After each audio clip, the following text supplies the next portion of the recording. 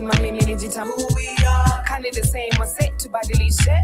They wanna know who we are. Shh, wacha mimi nikamilishe. Nipe mic imagine na mafuta. Kwenye beat na flow nimewakuta. Watajuta kwani Fena nafanya kapuka ameruka. I'm playing, I'm only here to kill a beat. Drop a couple of bars and get you on your feet. Take you over to Mars and transcend. High up in the air with a lyrical trendsetter. We provoke the beat, we lay down. And my girl won't get she crazy, she laid down. And you see me, I'm going in. They don't know I'm a rapper, they thinking I only sing.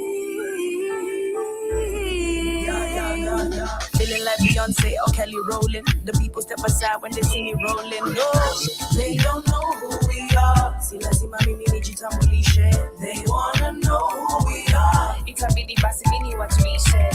They don't know who we are. Kani the same wase tubadilishe. They wanna know who we are. Watch a mini coming everywhere I go. People say I rock, and everyone I know simply says I'm hot. Lakini swali ni moja ama swali ni mingi, kwa sababu majibu ni kama kilogram 50 na nasikia hivi yani 50-50. Mini superstar ama mini ordinary wakiliza I kwa nini kila weekendi misionekani kani superstar kwa ma3 na mafans kwa bima. Though I chill in VIP, I got no charisma. So my label, do you really know who I am? No you don't, cause you only see me on your electric box. Usiniweke kwenye box sour. In my ish and it's even sour, but I take it as it comes, or the way as it comes. And if you don't know, now you know. They don't know who we are. Si lazima mimi nijitambulishe. They wanna know who we are. Itabidi basi mimi wajulishe. They don't know who we are. Kani the same wase tubadilishe. They wanna know who we are.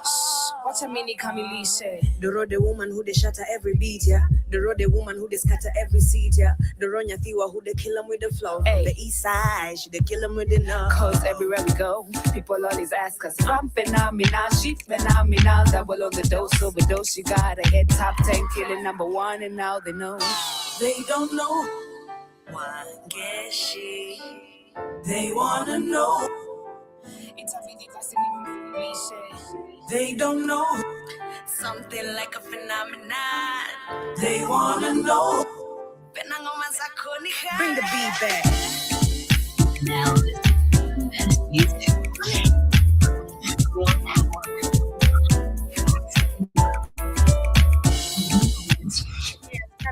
I hope you guys are doing amazing this wonderful morning. That is Fena Gitu featuring the one and only Wangeshi, playing right on the middle of the 21st century. This is Black Hot Fire Network, media of the 21st century. And I hope you guys are doing amazing this wonderful morning. It's exactly 7 minutes to 2 p.m. right here in the 254. Quite a very beautiful weather today. The sun is out again, the type of weather I like. And I hope literally as you start your day, you're going to have the same. The sun out. As Black people, we need that. I cannot survive personally in the cold. But yes, wishing you a beautiful morning and the rest part of your day as you tune in and keep us company right here on the media of the 21st century. Today we're going to be talking about the United Nations, which has warned terrorism in the Sahel region. And it's crazy because this comes in after we saw even them yesterday warning about that was the EU. The EU was warning Sudan about the importation and exportation of gold. Actually, it was about the exportation of gold resources in the country. So talking about the risk, talking about curbing the situation, it's super, super crazy. And the double standards always. But one thing they never say, of course, is one thing. Who really funds this war? So, of course, we're going to be talking about that. We know who, but we know and we've seen the Alliance Sahel state is really doing amazing. Burkina Faso, Niger, and Mali, they're all doing super amazing. But as we talk about that, we can see that this is happening because the US and Nigeria are actually, of course, collaborating together on a counter-terrorism fight as they see how they can actually work together. But much more of the conversation on what we're going to be talking about. As we focus on that, we're going to be looking at some conversation I had last week, and I say this is actually some positive news. That was on Friday when I was reporting this about Uganda's judiciary rejecting the calls, or literally looking forward to end the calls of my lord and all that. And I'll be reading, of course, the previous article that we saw. And now we have, of course, the Uganda's judiciary, which has rejected this, and talk about the backward mindset and thinking. It's just super, super crazy. Much more of the conversation coming from Sierra Leone. We can see Sierra Leone has dropped treason charges against the president, that is Koroma. And we're going to be looking at what really happened and why he was arrested. Much more of the conversations as well coming from Namibia. As you can see, Namibia has officially ended visa free entry for citizens of the United States and the United Kingdom and more than 30 countries, because remember she was very strict and said any country that is also saying that Namibia requires a visa, they shall also require a visa to enter the country. So this is actually a tit for tat moment and what we should have done long time ago. But starting with today's conversation, we're going to pick it up from a conversation I was supposed to have yesterday, but time didn't allow me to. And this is us looking at the history of one of the biggest sugar companies in this country. One thing we've seen, of course, when you talk about the IMF and the World Bank, or if not even the loans, our countries end up making stupid deals with outside nations that are non-African countries, and then later we have some Indians or Asians or some people just come and buy these companies in the name of private shareholders. 2 months ago, or literally most of the times I've talked about this, we've seen so many companies, so many people have lost jobs because of this kind of bullshit. And talking about Mumia Sugar is one of the companies, actually I'd say actually one of the oldest and one of the main, it's the main sugar company we have in Kenya, because Mumia Sugar is still actually on the market today. They're still supplying, of course, but they still there's bat, because I feel like many people shifted to many different type of sugar brands the moment Mumia's company was taken over by this Indian family. So we're going to be looking at that. That is alleged, but of course, according to the government, these are alleged, but that is what happened. So we're going to be looking at the rise and fall. And it's crazy, as I was keeping this conversation pending, yesterday Shmani mentioned something very interesting, because we're talking about businesses on the reaction time, businesses that, of course, are very much paying, but are considered like, they're not real jobs. And I love the fact that she talked about farming, which is something I keep on saying about how farming is so undermined by so many people. We've discussed seeing the pros and cons of why this is actually active. We can't just blame Africans. There goes back to history of what made Africans or Africa to be what it is today, where we depend on so many non-African countries for food, to the point where we've killed trading amongst our very own continent. We can see that still trying to be opened a little bit, of course, with the banning of visas. Like you can see countries like Namibia, Rwanda, Kenya, which is still a scam. I'm not going to buy that shit. And several other African countries, including also Togo, who have banned this visa requirement. That at least eases a way of people how they can trade amongst themselves or with each other, literally. And I do believe the next thing we should do, which I keep on advocating for, is also scrapping away the passports. I don't believe we really require passports for all that. The only thing we need is an ID, and if maybe perhaps some documentation to show that you are here and all that in case of follow-up. I mean, we have our borders already, the fake borders, and those systems that were created there during the colonial system, and all those electronic devices they have that they collect our fingerprints, our pictures, our passport pictures. That should be enough to show that you entered this country at this time and you're gonna leave at this particular time. You just leave the details there and you go. You don't need to do so much. It's just super, super crazy. But yes, we're gonna be looking at how Mumia Sugar rose and fell, and what really happened. Is it about exploitation? We know it's about exploitation, but what led to this exploitation and corruption case in this particular company? Because again, bet it did affect, of course, so many people's lives who are depending on this company. Or saying Shmani said her father was a sugar distributor. Yeah, she was a sugarcane distributor in this company, and I was like, wow, this is actually some good, information to see. That I was about to talk Mumia Sugar Company and to only figure out actually Shmani comes from a lineage of the people who used to supply sugarcane in this company. So it's actually quite really, really interesting. So we're gonna be looking at this, but before that, as we speak about sugar, remember it's not really that good for your health, but we also have more healthy supplements for you, which you can get them by downloading our app on the Google Play Store, Blackout Fire Network is the name. In case you're here for the first time, karibu sana once again. My name is Joby, and shout out to you. Subscribe and ensure you follow us on all our streaming platforms. And the only way you can do that nice and easy is by ensuring you have the app on your phone. We are on the Google Play Store. If you are an Android device user, if you are an iPhone user, we have an active website link streaming down below in case I'm saying it super quick, www.blackoutfirenetwork.com. And apart from that, we also have news and updates across the world that you'll literally be seeing through the app, so you can stay updated on what is happening. You can catch the shows later. If you are at home, we are on Amazon and Roku TV as well. And yes, you can support us as well. We have an active Cash App, that is the $ Mr. Blackout Fire. And also on the page itself, we have an active donation page. So anything you give, if you are feeling you should be supportive, which you should be, because we do feed you guys good information. Come on. If you feel like you are supportive or you should be supportive, we do appreciate anything that you put in all of those our accounts. But for Beetroot, now, beetroot does some nature's magic for your powerhouse, blood. packed with vitamins, antioxidants and nitrates. It's known to support heart health, boost stamina and improve blood circulation. Our beetroot is naturally grown and harvested at peak ripeness. The roots are cleaned, dried and finely ground to preserve their rich nutrition content, giving you all the benefits in one pure form. Add 1 teaspoon of beetroot powder to your juice, smoothie or water, or take it in capsule form as recommended by your healthcare provider. Beetroot helps enhance endurance, lower blood pressure, and keep you feeling energized and balanced all day. Fuel your body with the natural power of beetroot. Stay strong, stay healthy. Go get this product at blackhotfirenetwork.com at the Sports and Nutrition Store.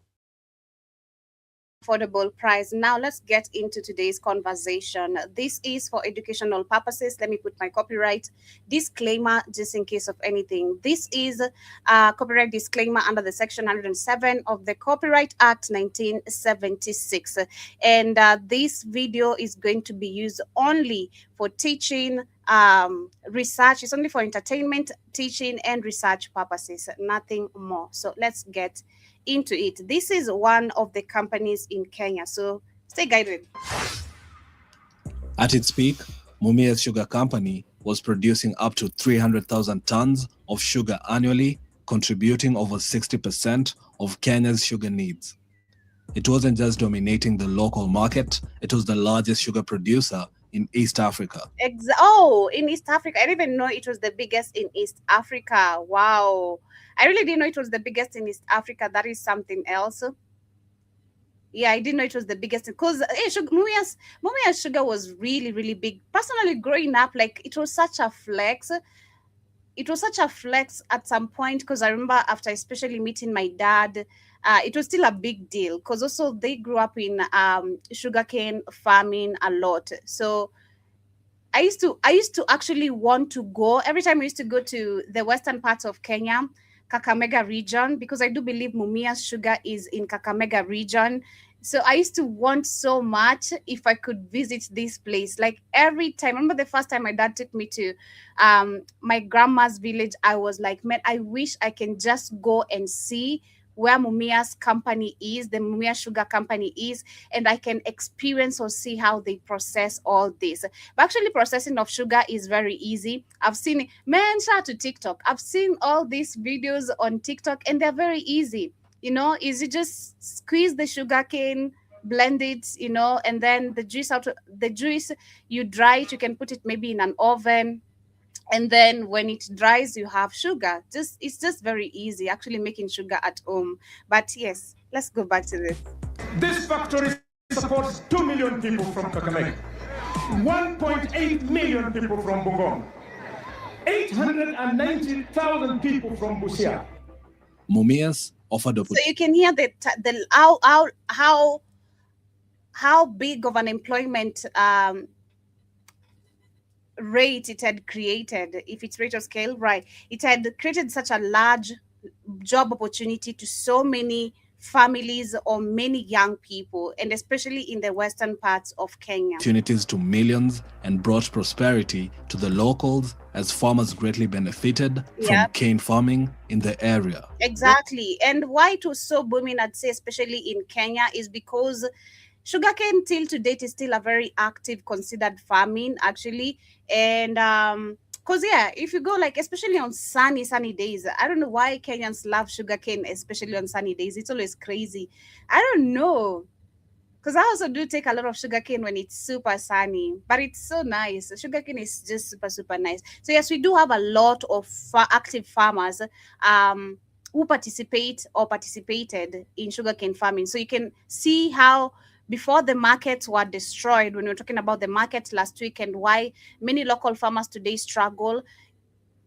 Back then it was booming because number one, you have the company in your country, you are the supplier and the distributor, literally. Mimi nilikuwa mdozi kwa sababu nilikuwa nimelima miwa, nimenunua lori, nimenunua gari ndogo ya kutembelea. Today, it is a pale shadow of its former self. In this video, we will explore the history of Mumias Sugar's foundation, the political reasons for its establishment, and the numerous factors that led to its decline. If you enjoyed the video, be sure to like and subscribe. Late 1960 from Kenya. In the late 1960s, the Jomo Kenyatta government sought to appease the communities in Western Kenya who felt marginalized as most development projects were concentrated in the central regions. See, so you can see this is a problem that has been long existing for a very long time, where we have development that only happens in certain counties when other people from different counties feel really left out. Again, going back to tribalism, because when you're talking about the era of Jomo Kenyatta, this man was a Kikuyu. And we can still see, it's crazy because yesterday I was watching another video of a Kikuyu man who was saying, and I was really pissed off. I was like, man, I had to scroll. I was not going to listen to the whole video because he's talking about, oh, you know, Kikuyus were the only people who have been able to create unity in this country. The rest of the tribes, like the Luyas, the Luos, they're so divided.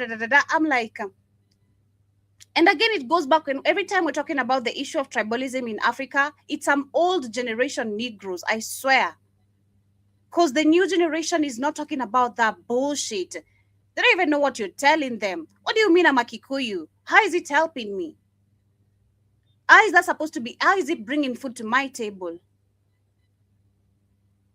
How is you being Luo, me being concerned about you being Luo, Luya, Kisii, Kalenjin? How does that bring food to my table? You're buying the same price of, cooking oil, the same way I'm buying the same price of cooking oil. If you're going to buy sugar, you're not going to benefit only because you're a Kikuyu. I'm going to buy sugar the same way, the same price you're buying. Unless you have some NGO which is giving you guys for free, then you can brag about it. And which is nothing to brag about because what are you being fed? You know, what are you really being fed for you to come brag to me about some NGOs feeding you? So it's crazy, man. To address this imbalance, the government decided to find a cash crop for Western Kenya and asked Booker McConnell to undertake a pilot scheme to establish the viability of this sugar project. By 1971, Mumias Sugar Company was established, with the government holding a 71% stake. Other shareholders included Commonwealth Development Corporation, 17%. So we can see now where the red flag started.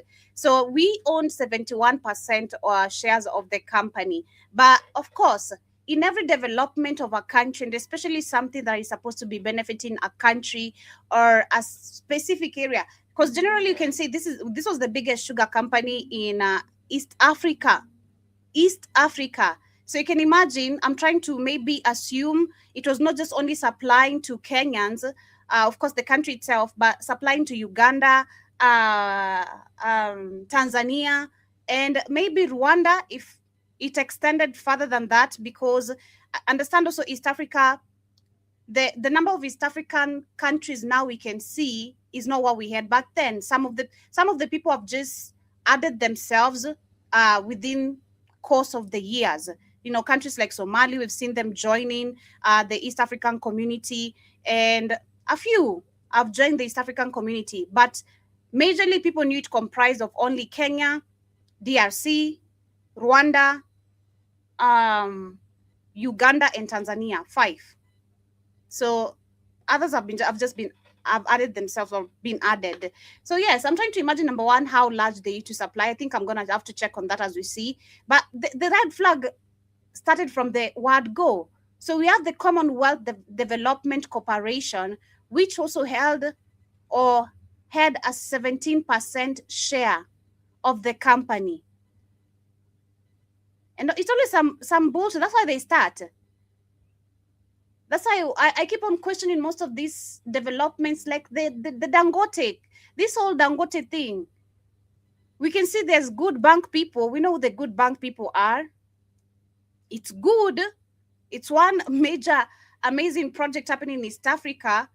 Should have been happened long time ago in even every country. But who is really funding this? And looking at the future, are we still going to be able to be in control of this? Or are we going to be having the good bank people now coming to tell us you can no longer? So it's crazy. So you can see the red flags from the word go. Kenya Commercial Finance, 5%, East Africa Development Bank, 3%, and Buka, 4%. However, the foundation of Mumias was marred by conflicts of interests and questionable decisions.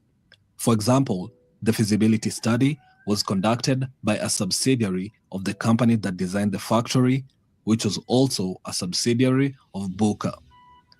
Buka later secured a 30-year management contract for the company in 1973. Under the Buka management contract with Mumias Sugar Company, they were responsible for managing an initial 8,000-acre estate and the outgrowers 20,000 acres within a 12-kilometer radius of the factory. This contract also included overseeing the operations of the factory, built at a cost of 315 million shillings. Buka's role was to manage the factory and state. Additionally, they also established Buka Academy, contributing further to the community. Under the leadership of Mwai Kibaki, the Treasury advocated for the formation of an outgrowers organization to act as a buffer between farmers and Mumias Sugar Company. This led to the establishment of Mumias Outgrowers Company, MOCO, in 1975. MOCO assumed the responsibility of providing credit to all contracted outgrowers, representing their interests with Mumias Sugar Company, the government, and any other external bodies, and negotiating on behalf of the over 77,000 farmers, many of whom were illiterate. In collaboration with Mumias Sugar, Of course they were illiterate, because again, this is the same generation today, like I'm saying, is so ready to talk about tribalism and all that. That is the same generation. This is the same generation that grew up without access of education. They couldn't read or write. This is the same generation talking Swahili was very difficult. And especially in the West, and I'm not even capping, in the western parts of Kenya, there's so many illiterate people. So many. To all aspects of development. This included land surveys, plowing, harrowing, farrowing, providing seed cane and fertilizers, as well as harvesting and transportation. These services were extended to the farmers as soft loans, which were recovered from the proceeds after the cane was harvested. Now another problem. MOCO worked to ensure mutual benefits for farmers and shareholders. By the 1990s, private players like Jaswant Singh Rai. Private, here comes an Indian. Is this an Indian or an Arab? One of the two. They all the same. They just look the same. With this type of hat. Looks like is this an Arab? Someone tell me in the comments. Arab or an Indian. But I know the issue was an Indian, you know. Of West Sugar Company Cabras. had already entered the market. Cabras, yeah. So this is the one personally I use, which is so crazy. I use this sugar than the Mumias one, because there's also the color of there's something about the color of the sugar, you know. I like Cabras more than I use Mumias, but once a while I'd go for Cabras every time. But if Cabras is not there, I'm gonna choose Mumias, of course. And were gaining momentum, often operating more efficiently than Mumias. This stark contrast raised suspicions of corruption and mismanagement within the company. However, that was nothing compared to what was going to happen later. In 2001, the government offloaded 50% of its holdings in Mumias Sugar and retained 20% as the company went public and was listed in the NSE. The farmers retained 30% of the company. In 2003, the Booker management contract with Mumias ended, and they advertised for the position of managing director. The recruitment was done by PricewaterhouseCoopers, and they picked Evans Kidero as the new boss. Wow, this guy, yeah. During Kidero's tenure, Mumias Sugar Company aimed to gain greater control over its supply chain and pricing mechanisms.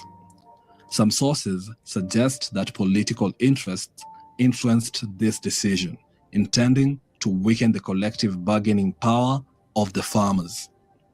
After Mumias was privatized, farmers devised a scheme where each farmer would contribute a percentage of their gross harvest into an account specifically set up for purchasing Mumias Sugar Company shares.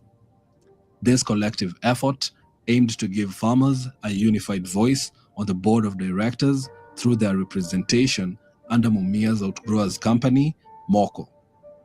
However, when it came time to purchase the shares, it is alleged that Kidero and other parties using the courts insisted that farmers buy the shares individually. Yule managing director ambaye alikuwepo wakati huo alikuwa very uncomfortable. Hakukuwa anafurahia hiyo kampuni ya MOCO ikuwepo kwa sababu ilikuwa inazungumzia maneno ambayo inahusu wakulima. This move significantly diluted their collective power. As a result, instead of having a unified voice through MOCO, each farmer was issued individual shares. This situation left many farmers vulnerable to exploitation. Conmen approached farmers directly, misleading them about the value of their shares and convincing them to sell at a fraction of their actual worth. At the time people came and cheated them and told them this share certificate is just a piece of paper. You don't need it. And of course, who are those people? Of course, the politicians. The politicians. Because when talking about the conmen, who are the conmen of this country? The same politicians we have.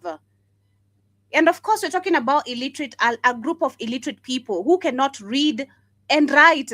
Shit. And then you're giving them what? Of course, I'm going to come back to understanding these people are illiterate. You know, hey, this is some pieces of papers. Give it to me, you know, and just sign it off. That's it. So some people who thought they were clever, but in my view, they were stupid. They'll tell you, this is 3,000 shares. Let me give you 3,000. Then they go to the stock exchange and sell for 30,000. Boy. That they did. That is when you sold our birthright. Consequently, many farmers lost their shares to these conmen, as they did not fully understand the value of their holdings or how the stock market works. Initially, MOCO was responsible for negotiating better tonnage prices and lower input costs for farmers.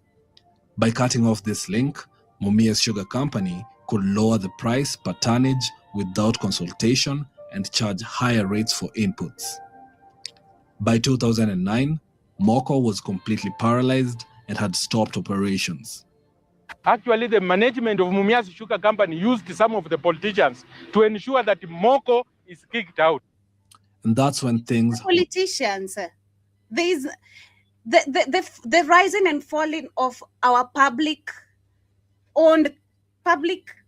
companies is the politicians. It is the same people. It is the same people. Yes, conmen is a good term to use on them because number one, they are conmen. Understand, these are the same people conning people large amounts of money by building some fake agent companies in the name of job opportunities abroad. You pay 500,000 Kenyan shillings, which you can start a business here. How stupid are you meant to? For you to go work abroad, and then you're being lied to. That money you're gonna have it back within 2 months. So if you stay there a year, imagine how much you can make. Empty promises. Empty promises. There's a term in Swahili, is it Swahili or English? You say empty debers make the loudest noise. Or you can say the empty vessels make the loudest noise. I don't know. But as we say debers. Those are the politicians. They lie. All they do is lie. These people are professional liars. Paid. It's like an actor. An actor, everything they do is not what they do in their lives, their real life. A character they're playing in a certain movie is not the same character they're playing when they go back to their houses. You know? In this character, you have a different name, so you're going to act like that name. How the script is written. So those are the politicians. They lie. Really started going south for the farmers. Without Moko to secure their interests, they began losing their dues when sugarcane-loaded tractors arrived at the weighbridge. Here, rogue company employees devised and executed schemes to defraud the farmers. Some of the tons were transferred from the farmers' accounts to those created by these rogue employees. Some of them could develop fields on the computer, plant sugarcane on computer, and harvest from computer. Imagine. Where actually that farm was non-existent. Exactly. I mean, and that has always been the pattern. Of so many scandals in Kenya, that has always been the pattern. Non-existing project, but yet there's money being poured into this non-existing project. It's crazy. The farmers' statements reflected less than the actual amount supplied. Miwa yake kutoka kamini kwa shamba ikiwa tani kama 10, ikifika hapo inakuwa tani 2, tani 3. Sasa unashangaa hii miwa yote ilikuwa imejaa. Inakuaje unapata tani 2? Essentially, the rogue employees added themselves to the list of farmers and defrauded the actual farmers of millions of shillings. That ability to access the computer makes them change, or add themselves or their names to the list of farmers. As the board, did you ever look into the issue? No, I do, not to my mind. We can't. Not to your mind. No, it's not to your mind. You are part of it. Overlooked certain teeth that we had that we could have beaten, the dog that was disturbing the industry. So you do realize that by saying that you're pointing to some element of complacency? Absolutely. That's what I'm pointing at. On hindsight, I think we could have done more. This situation led to more farmers abandoning cane farming, significantly reducing the production in Mumias. Of course. Why spend 18 months taking care of cane that was seemingly unprofitable? So if you take 2 years and you are paid a negative or not paid for another 1 year, then your life stands. Yep. Mashamba imebakia bure. Hatuna kazi ya kufanyia mashamba. By 2012, when Kidero left Mumias Sugar to pursue politics, there was a serious shortage of cane and the diffuser often lay idle. Out of the over 65,000 farmers contracted to Mumias Sugar when Kidero took over, less than 50% remained by 2012. According to Kidero, he did a good job at Mumias, making profits in all his years there. But at what cost? Over the years that I was there, we made cumulative profits of 15 billion shillings. Lies. Sales grew from 6 billion to 15 billion. Lies. We made profits every year. We paid farmers The farmers were massively taken advantage of, bearing the brunt of the mismanagement at Mumia's sugar company. Exactly. Payments to the farmers were increasingly delayed, sometimes for months, and when they did arrive, they were significantly less than what was owed due to various deductions. This is a statement from a contracted farmer for Mumia Sugar Company. From a gross of 575,117 shillings, the farmer was to receive a net pay of only 66,575 shillings. Her gross payment is 166,000, but her net is 7,800. The farmers faced relentless challenges as the local management of Mumia Sugar Company completely lost sight of its original objectives. These objectives included providing a source of cash income for farmers, creating job opportunities in an area that lacked major industrial undertakings, and reducing overdependence on sugar importation. Speaking of sugar importation, Peter Kebati, who replaced Kidero, was involved in a scandal where cheap substandard sugar was imported illegally from Kenana in Sudan.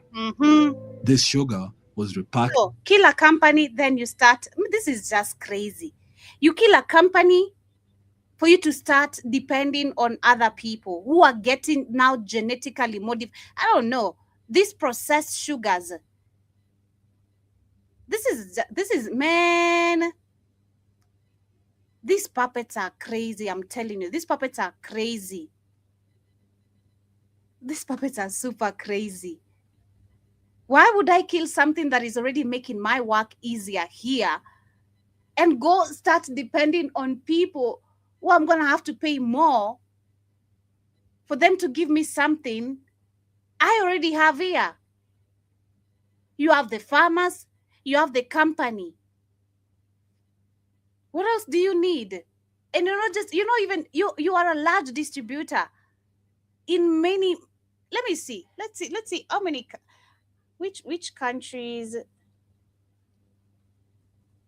used to receive sugar from Mumia's company? Let's see very quickly. So, according to Google, is that at its peak, Mumia's sugar company primarily served the domestic market, but also exported bulk sugar to Tanzania and Uganda and other neighboring nations in East Africa.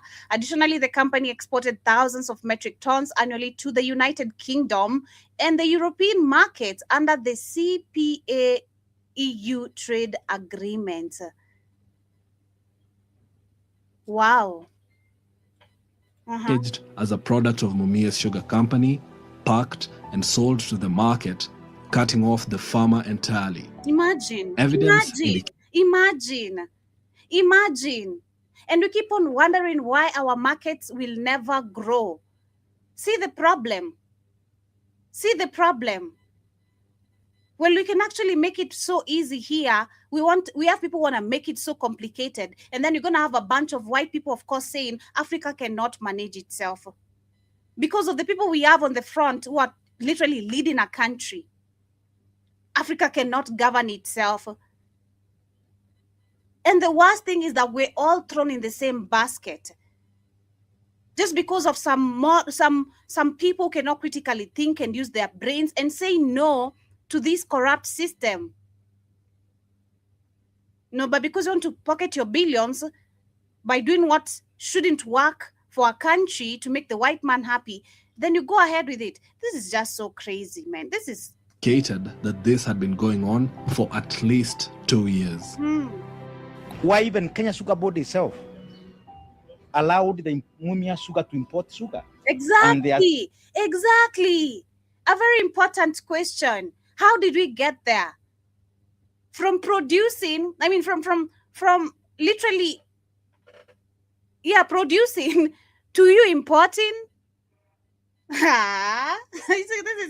It's crazy. At the same time, they are manufacturers. Imagine. To us, we can't be able to understand that. I've realized that they were trying to marry Tandes and Mumia Sugar so that they can get a loophole of even making more money. They are selling off the Kenana sugar from Sudan vis-a-vis what they are selling from the local market.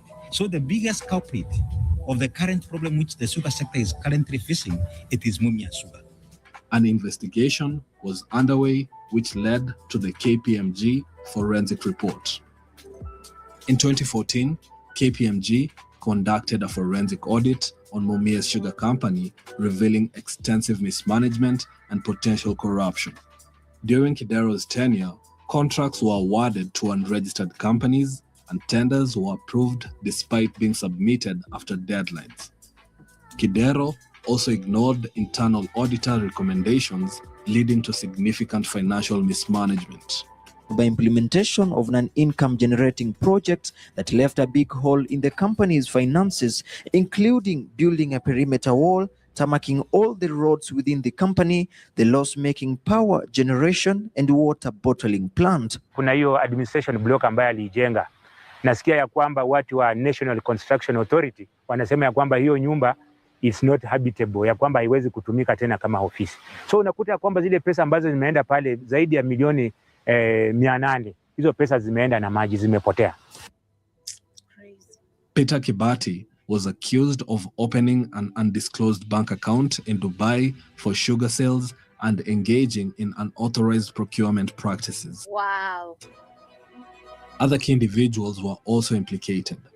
The report estimated that these issues cost the company billions of Kenya shillings. Of course. The findings highlighted systemic corruption, transforming public perception of Mumia's Sugar Company from a national asset to a case study of corporate mismanagement.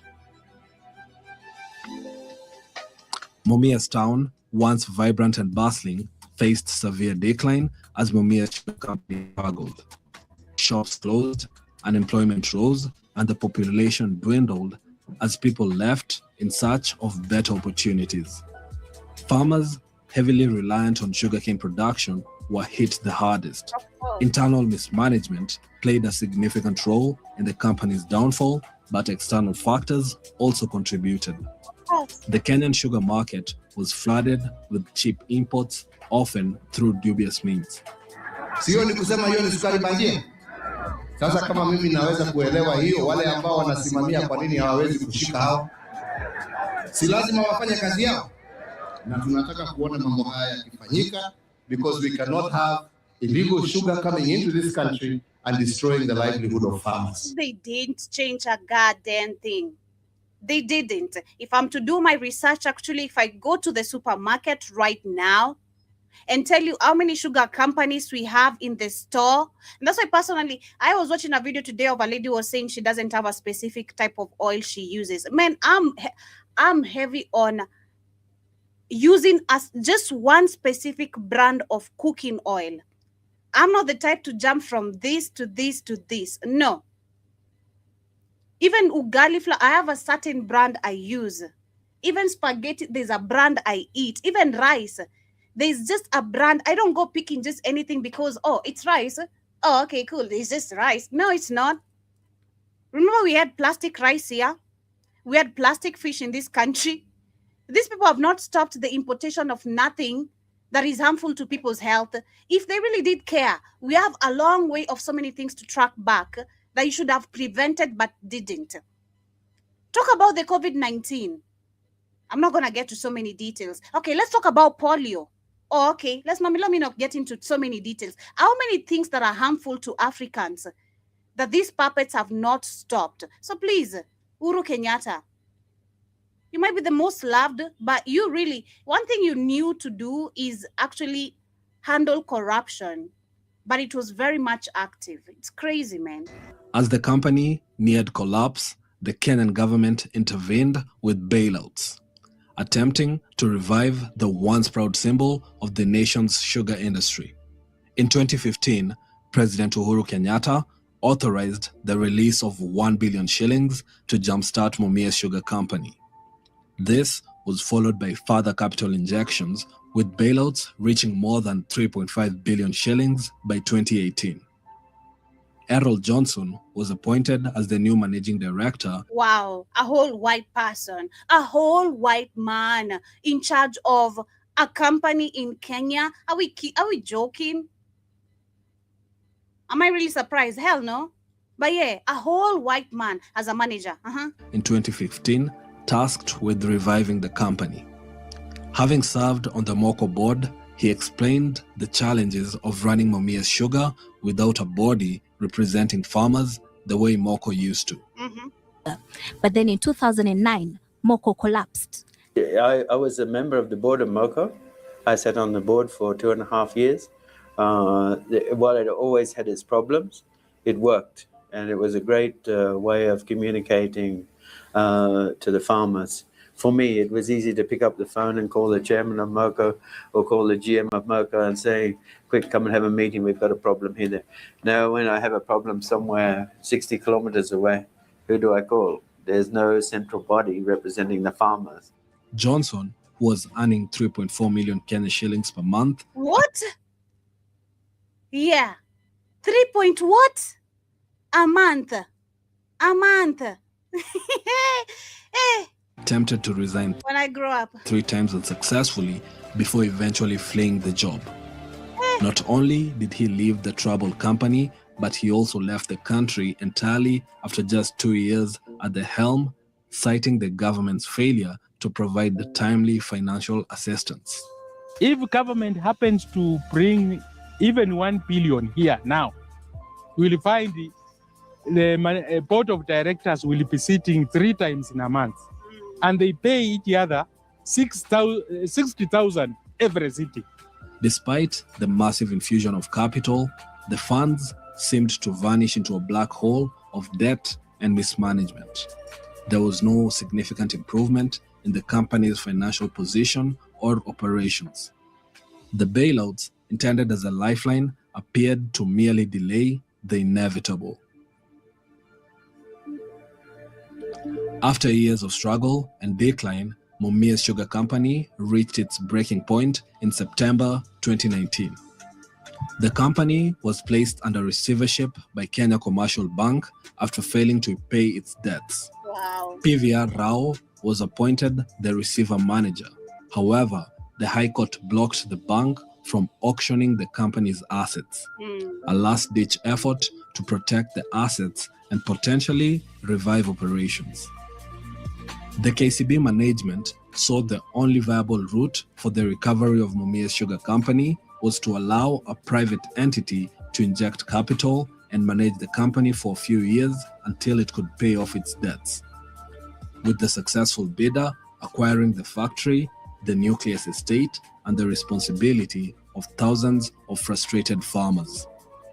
Bids came in, and when the bidder's financial proposals were disclosed, the receiver made a major mistake unheard of in bidding history. He picked the lowest bidder. This decision sparked a legal battle between billionaire brothers Jaswant Singh Rai of West Kenya Sugar and Sabjit Rai of the Sarai Group from Uganda. Rao justified rejecting the higher bid by citing the risk of West Kenya dominating more than 40% of Kenya's sugarcane market, potentially creating a monopoly. However, West Kenya's lawyers argued that only the Competition Authority had the authority to decide on monopolies, not Rao. West Kenya's bid was significantly higher, as they were offering around 30 billion Kenya shillings over 20 years compared to Sarai's 5 billion over the same period. It is alleged that Rao's decision was influenced by politicians who cared more about which company would pay them for the tender instead of prioritizing which company was actually good for the revival of Mumias Sugar. And I want to tell you, the problem with Mumias Sugar ni siasa tele. And wanasiasa hawa wakati KCB, and I told the people, Kenya Commercial, hawa wanasiasa wanapenda ule kiongozi ambaye investor anakuja kuwapatia pesa. Kongo. Exactly. I mean, shout out to Peter Selassie. That's always the thing. These politicians don't care about this country. It's always the good bank people who's gonna give me the money. You know, how much can I steal from here? I'm not gonna fuck these people and the employment. Fuck the farmers. They don't care. They don't care. It's always just loud vessels empty debbers making the loudest noise. Following public outcry and legal challenges, the case was brought before Justice Alfred Mabea. In a landmark decision, Mabea nullified Sarai's lease and removed Rao from overseeing Mumias. Mabea's ruling emphasized that public interests required the revival of Mumias and that the leasing process must ensure the company's long-term survival for the benefit of the region's farmers and community. During this period, in his now infamous speech, Ruto made the Mambo ni Matatu declaration. Hakuna kesi tuta-entertain hapo.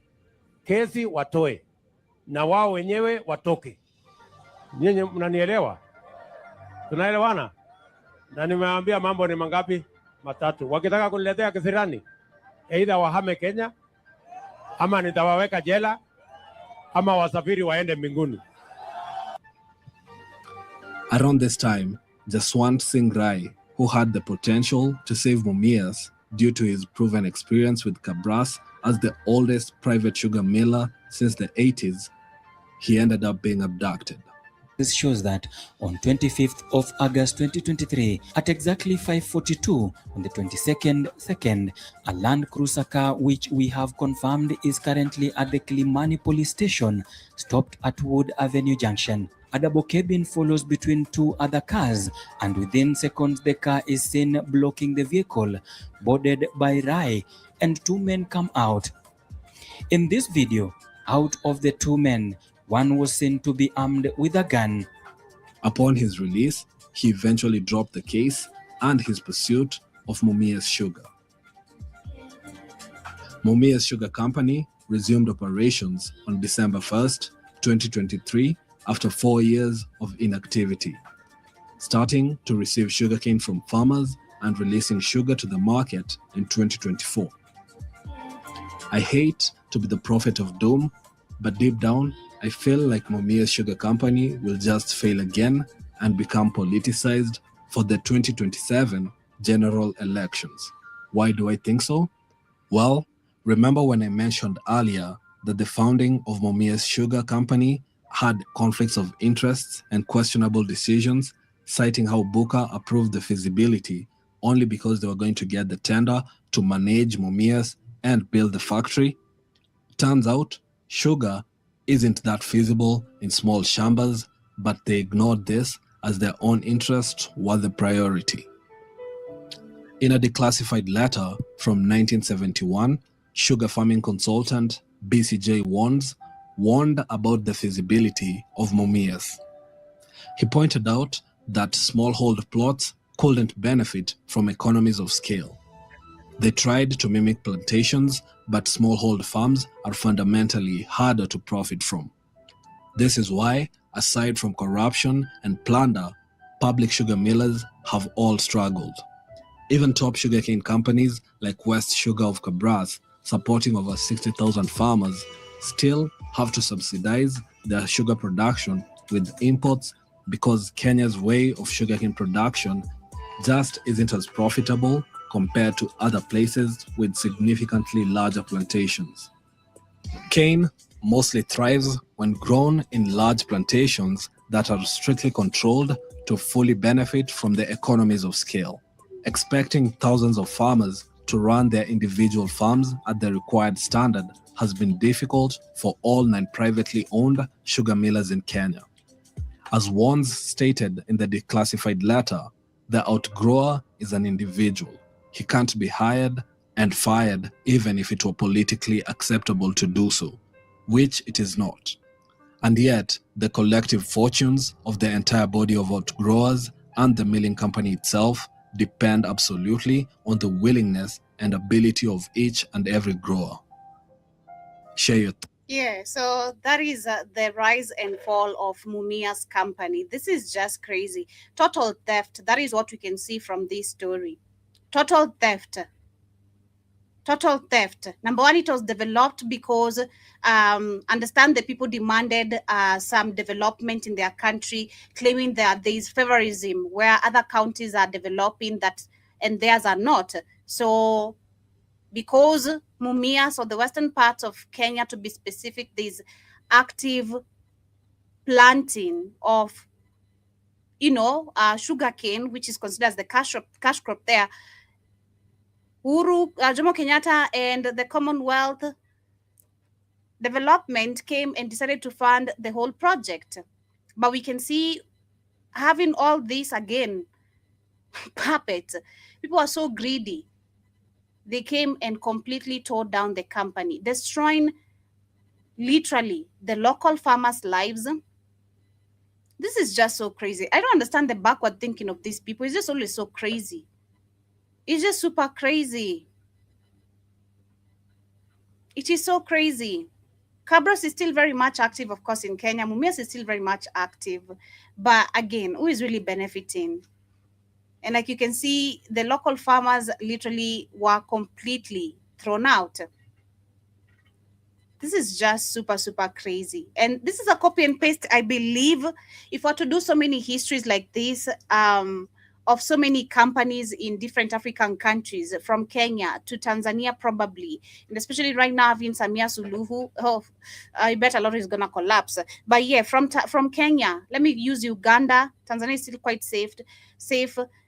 Kenya, Uganda, I bet Nigeria, especially Nigeria. If you go to so many countries, it's a copy and paste. Look at South Africa. We just saw the history of South Africa 2-3 weeks ago. How, as much as, of course, this is because white people are there still. And then having puppets coming in from a first world looking like country to a completely third world country. It's just super, super crazy. It's crazy, and it doesn't stop.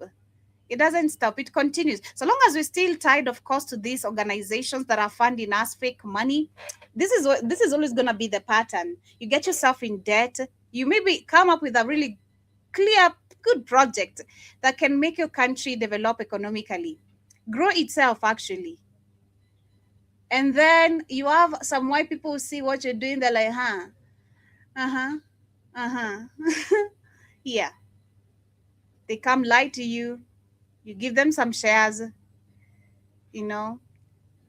It's just crazy. It's crazy. It is so, so crazy. But that is the history of the rise and fall of Mumia Sugar Company. For those maybe who are just joining in, you might have to literally maybe rewatch the show at that particular segment.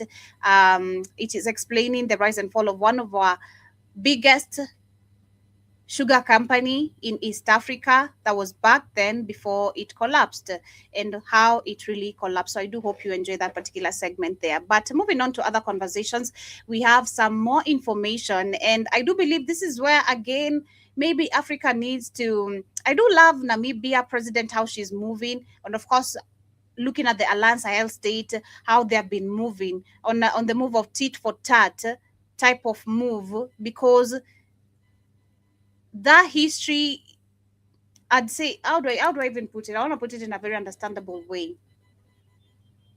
But yes, we have Namibia, which has officially ended visa-free entry for citizens of the United States, the United Kingdom, and more than 30 other countries.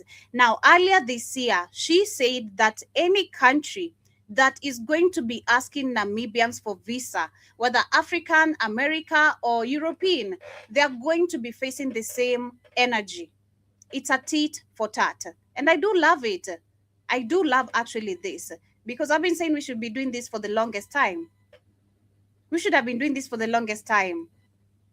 Because we see now today African countries suffering because of some bullshit or some agreements you have with some countries in the name of collaboration, cooperation, so you can't make some decisions. It's just super crazy. But I do love this move. This is actually the energy we do require. And we can see this energy the same way when it comes to the Alliance Sahel state currently. I don't know what she's waiting for to join the Alliance Sahel state, but I'll give her grace on this one. Namibia has officially ended the visa-free entry for citizens of the United States, the United Kingdom, and Canada. That is including also Canada, Germany, France, and more than 30 other countries, marking a significant shift in the country's immigration policy. The new visa requirements came into effect as part of Namibia's reciprocity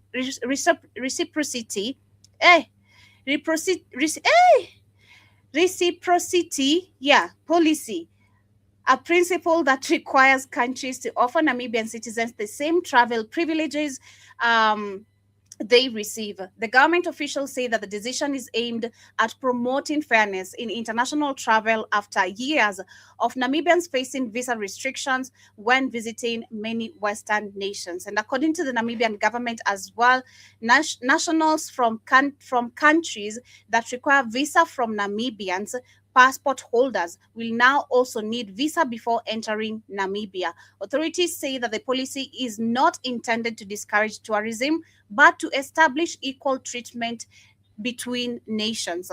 Visitors affected by the new rules can apply for a visa online through Namibia's electronic visa. I understand this was the same tactic used in Kenya, but Kenya, it happened to be a very big scam. So I don't know. Because in Kenya, they never say the same thing. It's a tit for tat, for Kenyans who are not being allowed. No. Kenyans are all different. But yes, for Namibia, they're saying that you can use the electronic visa system or obtain a visa on arrival at a designated airport and border posts. Officials also have encouraged travelers to check the latest entry requirements before making any travel plans. The move affects travelers from several major tourism markets, including the United States, the United Kingdom, Canada, Germany, France, Italy, Belgium, Netherlands, Switzerland, Austria,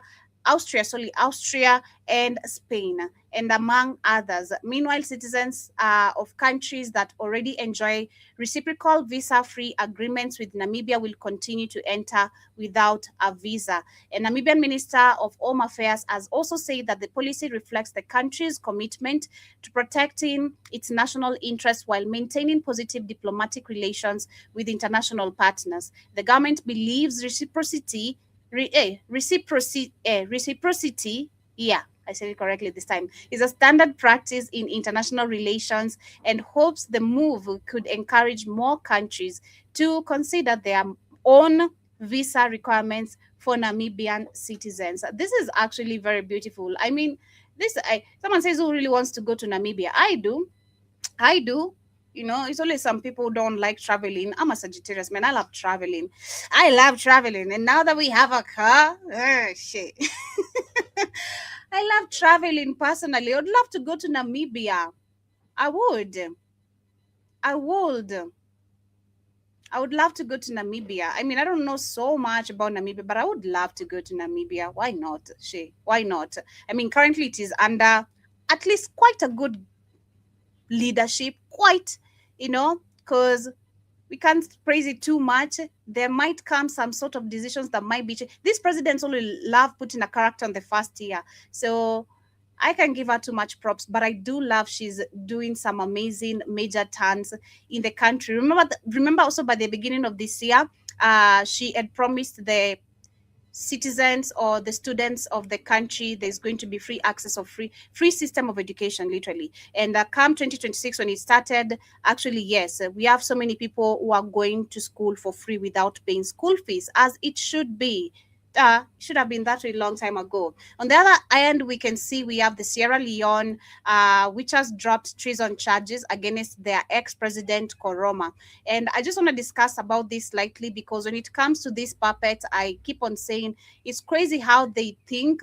And I understood this pattern because I've been seeing it in Kenya, and I'd say also in many African countries, how you serve as a puppet, you don't do good for the people because you make the white man happy. And then it comes to a time where they're going to accuse you of all the deadliest things you did in the country under their orders. Isn't it funny? It's crazy. Under their orders, they'll still maybe make you or try to arrest you. Make your choices wisely. It's crazy. You African puppets, it's crazy. Ernest Bai Koroma is free to return to his country. A former president of Sierra Leone, Koroma had exiled himself to Nigeria in 2024 after he I'll pull that. Was charged with treason for what authorities called an attempted coup a year earlier. But authorities said on Tuesday that the charges had been dropped and that Koroma could return at any time of his choosing, according to an official statement.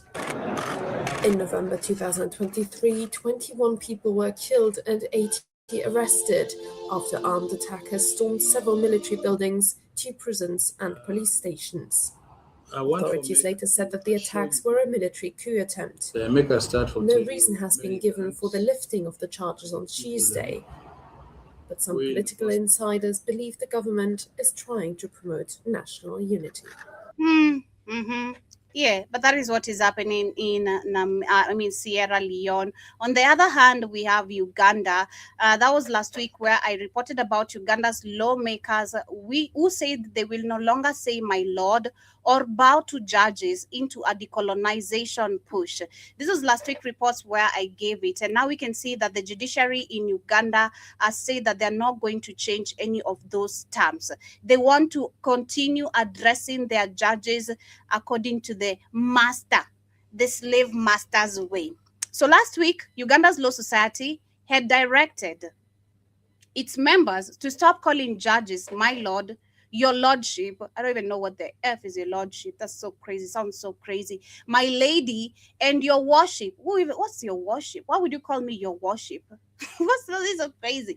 While also ending the long-standing practice of bowing before judicial officers as part of a wider push to decolonize the country's legal profession. The directive issued the Ugandan Law Society President Isaac through Executive Order RNB number 12 of 2026 argues that these customs are colonial era practices that no longer reflect the values of a modern and independent Uganda. Independent indeed. Under the new guidance, lawyers are instead expected to address the judicial officers by their official titles, such as justice, judge, or the magistrate, and maintain respect through professional conduct rather than ceremonial gestures. The Ugandan Law Society say that the move is intended to promote equality, dignity, and justice system free from the colonial traditions. However, the directive applies to members of the Law Society and is expected to fuel broader discussions about legal culture and courtroom etiquette across the country. Now, come today, or that was yesterday, yeah, the Uganda judiciary responded by saying that they're rejecting the calls to end "my lord" titles and courtroom bowing. So yeah, the Ugandan judiciary has rejected the directive issued by Ugandan's Law Society, instructing lawyers to stop using colonial era courtroom titles such as "my lord," "my lady," and "your worship," and to abandon the practice of bowing before judges. The ULS argued that the traditions are outdated and proposed using alternatives such as Mr. Justice and Madam Judge as part of their efforts to modernize Uganda in legal system. However, the judiciary responded that the Uganda Law Society has no authority to determine courtroom practice, maintaining that the long-standing traditions should remain in place. And do you know what I'm getting here? It's giving again the big nigger syndrome too. That's what it's giving. Because the fact that you want your fellow African to still call you your lord, your worship, and all that bullshit shows how indoctrinated of a person you are and how you love being in power. You know, and it's crazy. It's giving the big nigger syndrome for me. How dare you call me by my name? Do you know I'm a judge? You know, because hey, their positions I've seen in these countries or in life where people brag a lot about. It's okay, yeah, you are a lawyer. Is that a big deal? Because I used to think you being a lawyer is a big deal. You know, it is a big deal, but I don't really see it as a big deal anymore. I don't know, it's because I'm so around lawyers, or most of my friends also are lawyers nowadays. So I'm like, man, it's just like any other person. It's a profession. It's just like any other profession. Why do you want people to see, like, you know, it's like you control the top of the world? I don't know. Doctors, growing up, doctors used to, you know, flex. You know, it's like it's a big flex because you're a doctor, only to come figure out these people are always demonstrating because they're not getting paid. Teachers, pilots. I mean, pilot is a big deal.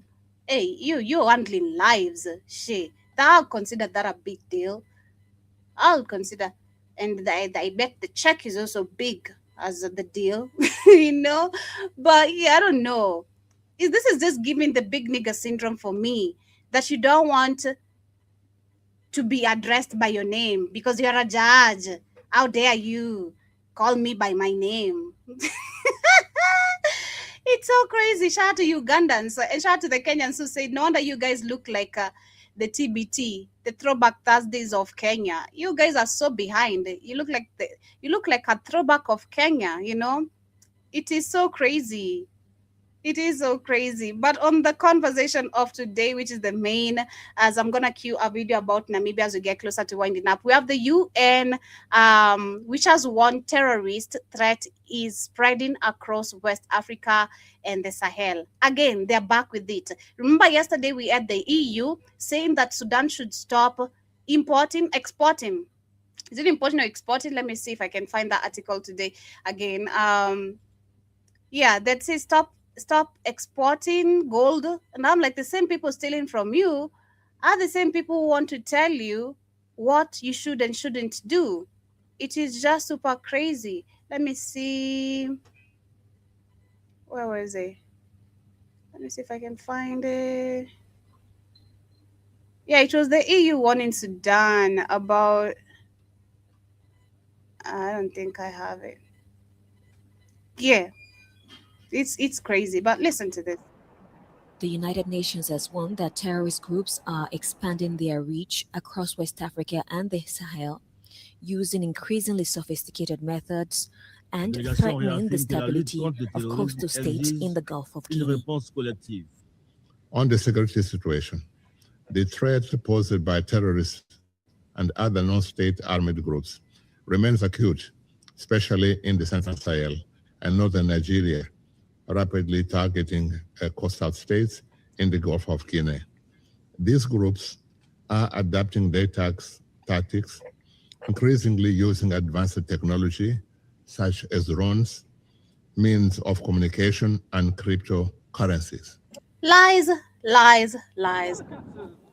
The Security Council also urged calls for greater regional cooperation and dialogue to address the root causes of insecurity, including poverty, weak governance, and climate vulnerability. Lies and more lies. Because very well explainable or understandable, we have the US, Nigeria pledge, who are pledging closer cooperations in counterterrorism fight. They're saying that the US government has reportedly lent its backing to Nigeria efforts to establish a system for prosecuting terrorism-related offense. During a visit to the West African nation by the U.S. Assistant Secretary of State for African Affairs, Frank Garcia, both sides reaffirmed their commitment to strengthening their long-standing strategic partnership. The Nigerian government reiterated its commitment to addressing security challenges through enhanced law enforcement, improved protection for vulnerable communities, and sustained efforts to secure the Gulf of Guinea and the Lake of Chad basin. So this is just all crazy. These people, it's crazy. But as we wind up, let me check. Let's look at Namibia and what Keith had wrote there on the comments. Let me check. Let's see Namibia today. Windhoek. Okay.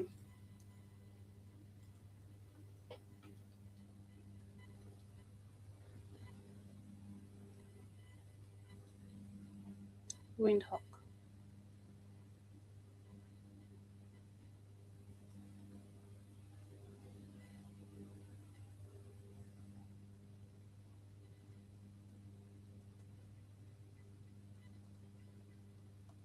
Let's see.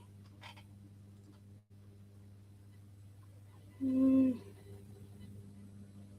if we can gonna get it. Okay, reach point and maybe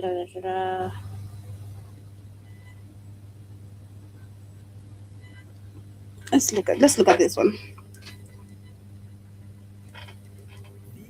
Namibia, and this is also Namibia, the same country in different pictures and meaning. So when speaking of inequalities are not only driven and measured by income, but are determined by other factors such as gender, age, origin, ethnicity, disability, sexual orientation, class, and religion. These factors determine inequality of opportunity which continue to persist within or between countries. So speaking of Namibia, in the late of 19th century became a German colony known as German Southwest Africa. During this period, the indigenous people faced severe oppression, including land dispossession and forced labor. After World War I, Namibia came under South African rule as a League of Nations mandate, leading to further exploitation and racial segregation and apartheid policies. The Namibia gained independence from South Africa in 1990 after a long and bloody struggle for freedom, led by the Southwest Africa People's Organization known as SWAPO, and Sam Nujoma became the country's first president. Since independence, Namibia has made efforts in national building, democracy, and economic development. The country's vast landscapes, wildlife, and cultural heritage continue to attract tourists from around the world. Okay, Namibia is a beautiful country and I love it. Therefore, in today's video, we're going to explore the rich and the poor side at the same time. So welcome to my channel. My name is Tedewan, the man you miss from YouTube. Don't forget to like this video, and thanks to you all of always coming back to watch my videos. I really appreciate that. There is an upper middle income country.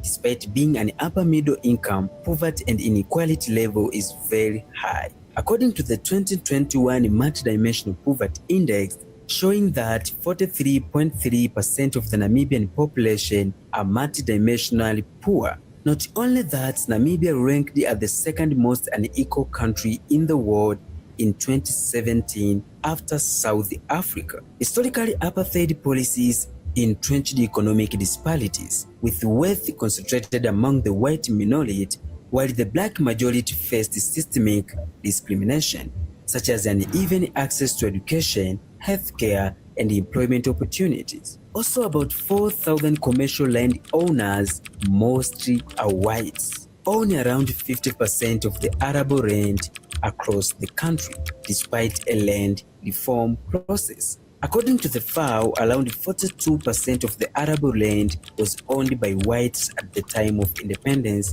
in 1990. And it has been said currently Germans are 2% of the Namibian population and still own 70% of the Namibian land. And speaking of living, about 20% of the Namibians live in informal settlements. And it was also estimated that about 90% of the Namibians in 2018 were unable to buy a house as they do not qualify for housing loans. That's why there is a larger number of Namibians without access to formal housing who must find refuge in informal settlement. In a 2021 report by the governmental Namibia Statistic Agency, multidimensional poverty was determined to affect 59% of the population in rural and 25% in urban areas. The poorest regions per this measure were Kavango West, which is 80%, Kavango East, which is 70%, and the Kunene region, which is 64%, while the lowest rate of poverty were found in Erongo, which is 16%, and Karas, which is 21%. The number of Namibians living below the extreme poverty as per 2019 data was 7.1 million, equivalent to... That is so crazy. That is so crazy. I hope she changes all this. So let's look at the one that driving. I hope she changes all that. I just hope she changes the lives of Namibians before she walks out of power. It won't be yapping without doing anything. I hope she does what we can see Ibrahim Traore doing. Because come a few years, there's going to be literally zero reports of poverty in Burkina Faso, because this man is ensuring, number one, everyone is living well. Like, their jobs, the system is working. He has created a working system. But this coming in and continuing with the same system, there's nothing you're changing. There's nothing you're really changing. Let's see. Driving around Namibia, Windhawk. Sounds like some British name.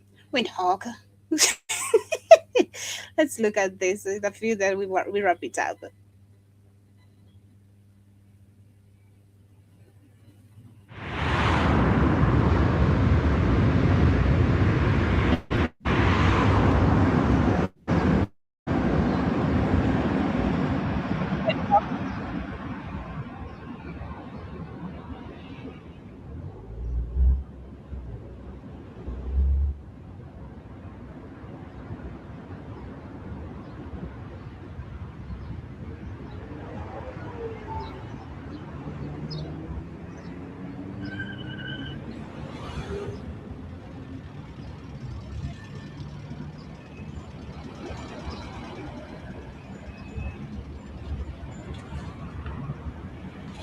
Windhoek, Namibia, Windhoek.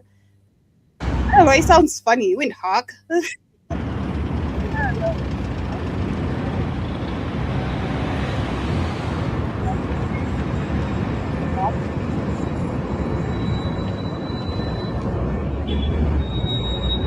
This side is so clean. Oh my god, it's so clean.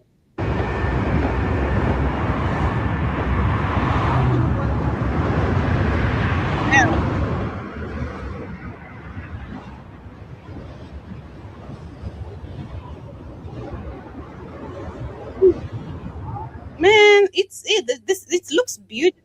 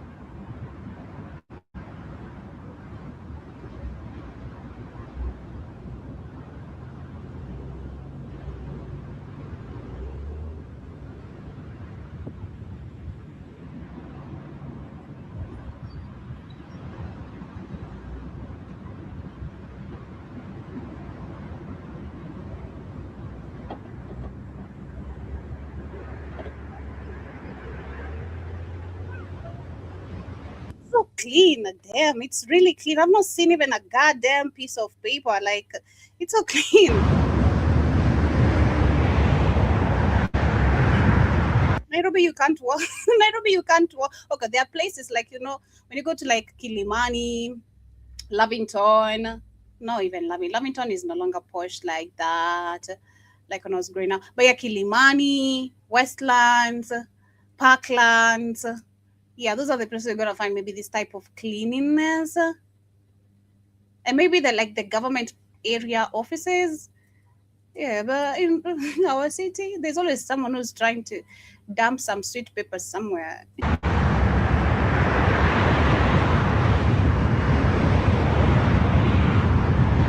Namibia drum mosquito.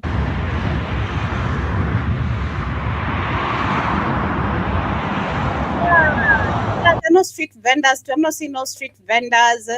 Yeah, damn. I want to go to Namibia.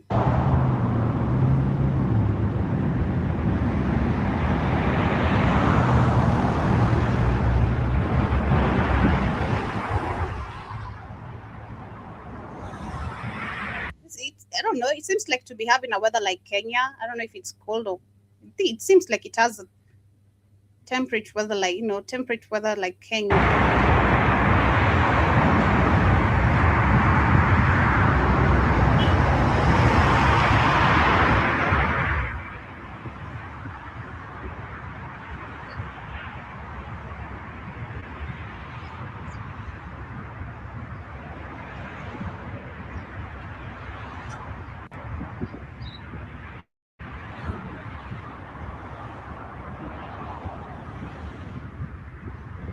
Yes, drum mosquito.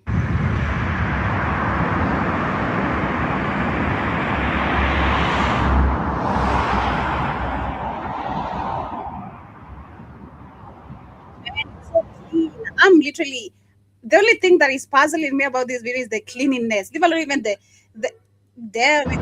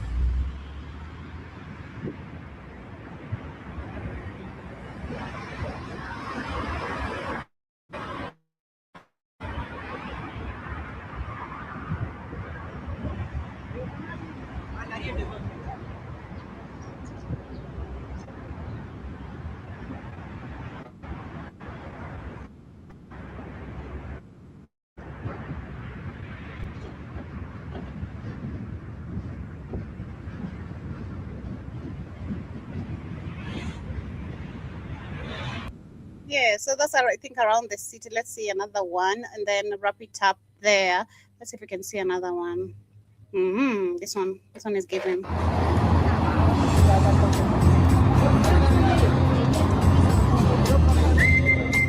If you guys can hear the voice, let me do this. Sometimes it does take off the sound, so let me just do this very quick. Okay.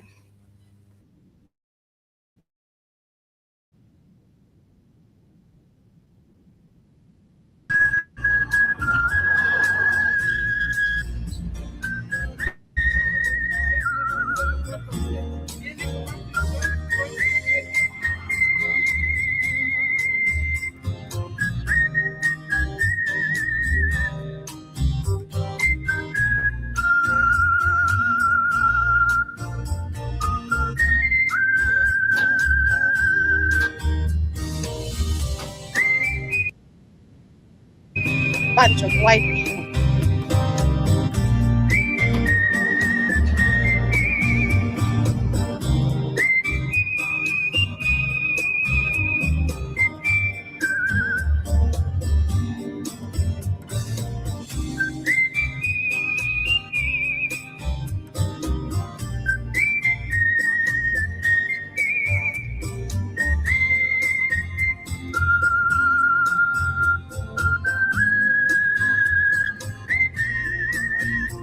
Private, some will belong to the state. Like this one to the right are private. The company. So we find Middle Casino. That's what happened. They also opened the uranium mine.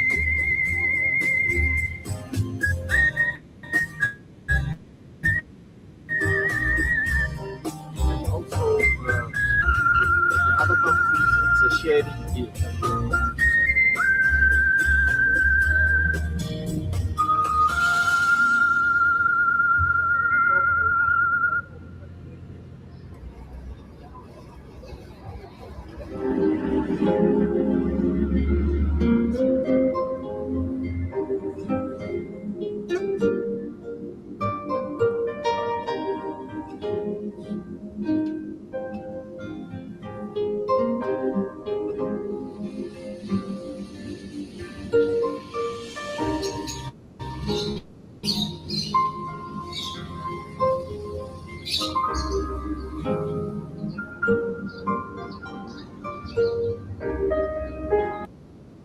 Wow, this is so gorgeous.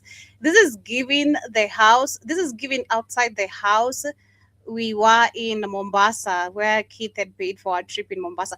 These are outside the whole compound was looking. Man, it's beautiful.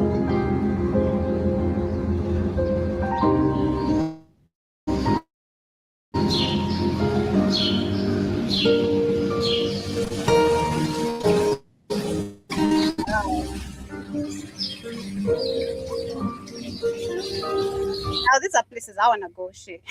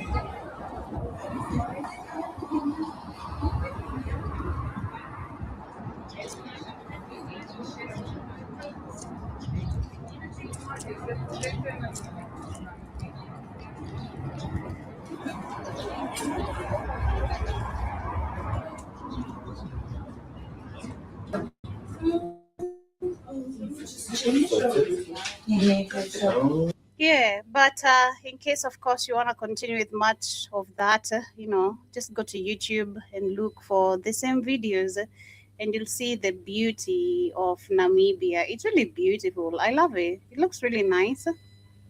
Tropical trees. It looks really good. Yeah, looks really, really nice. Windhoek. I'm sure you go to Windhoek. But that has been my time with you guys this morning. So I do hope the lady as well does better the lives of the Namibians, the black Namibians, because I don't know in Namibia what the white people are calling themselves, if they're calling themselves Afrikaners or what. But yeah, I do hope she changes so much to benefit the people of the country who are the indigenous people of that country. But yes, we have the comments as we wind up. Keith Ali was saying, I told you he wasn't a Kenyan, he was from South Africa. The white guy. And then also CN says, and it's not mismanagement. They looted their company. Yeah, they did. And these are non-African controlling African assets. That is so true. And says that's why you find out who are the richest people in Kenya. It is the Indians. You find out who's the richest people in Uganda, and it's the Indians and never Africans. I do agree, for real. Shout out to Jibajaba. Hope you're doing great as well today. Keith says it's not just Kenya, it's an African problem. I do agree. Namibia is nice as hell. Yeah, it does look really beautiful, for real. South Africans should shut the F up every time they're bragging about their country. Shit. Just because you see some videos you see from white people showing you about how other places in Africa are fucked up, you think it's all parts of the country. It's really crazy. Maybe Nigeria. Shit, I'm joking. But yeah, Keith says, put a short video, Joby driving. I've shown that, and says they never hold these puppets accountable. Never. Says that's why ECOWAS does not work, of course, and says I've been told you they should have been charged. That shit and that goofy wig because changed. Sorry, changed. I think that's what you mean. You meant because that's what the British made them do exactly. And can you imagine these goofy Negroes have been still doing these shits in 2026? I know it's crazy, and they're saying no. They're saying that you bringing back the African culture that is a backward culture. It's crazy. It is so crazy. It says exactly that is the big nigger syndrome. Yep. And says being called a lawyer and a doctor is a big deal, much more than a goofy pilot. Is it? I don't know. For me, a doctor, no. Maybe a lawyer and the pilot. But a doctor, okay, yeah, they do save lives.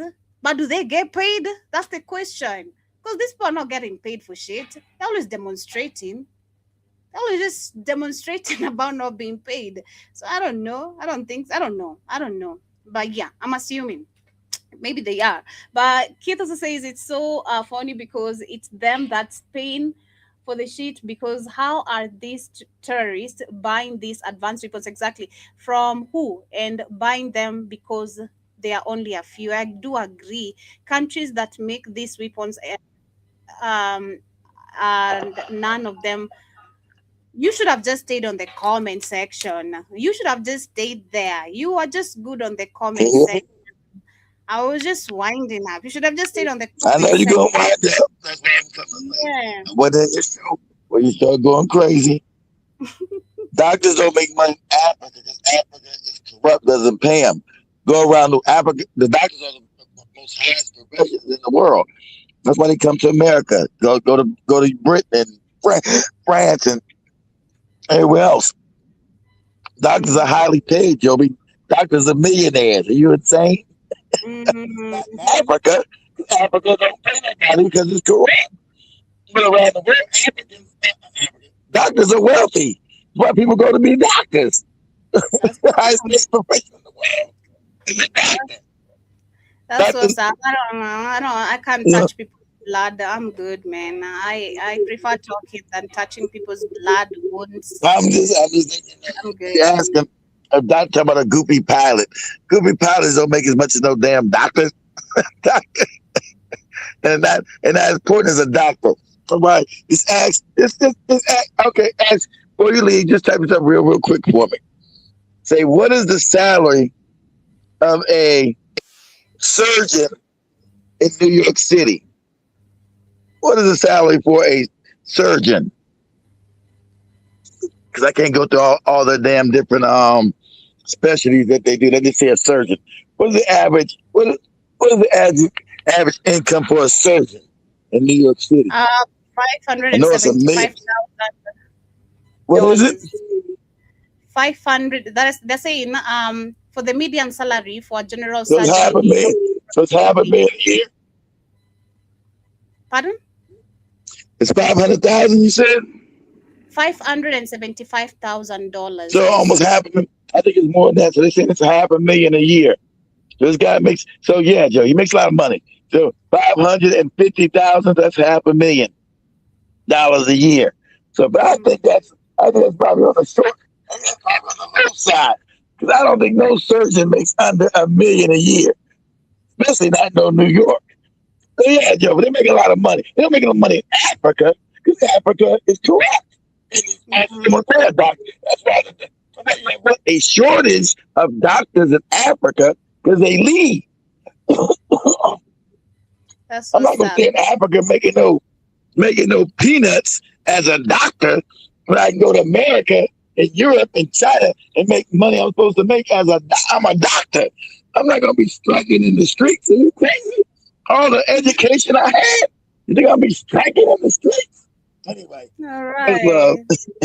Yeah, that's what's up. But yes, much love, family. Thank you for clarifying that. Have yourselves a beautiful rest part of your morning. We're coming back with the Tubonge Show, so ensure you tune in and see what we're going to be discussing this evening on the Tubonge Show. So have yourselves a beautiful rest part of your day. John Oscuro, thank you for joining. Says, can you imagine a football player earns more than someone saves lives? Wow, that's interesting. Yeah, but whatever you do, I hope you're happy. That's just what matters. Whatever career you picked, I hope you're happy and thriving in it. But have yourselves, again, a beautiful morning. Peace and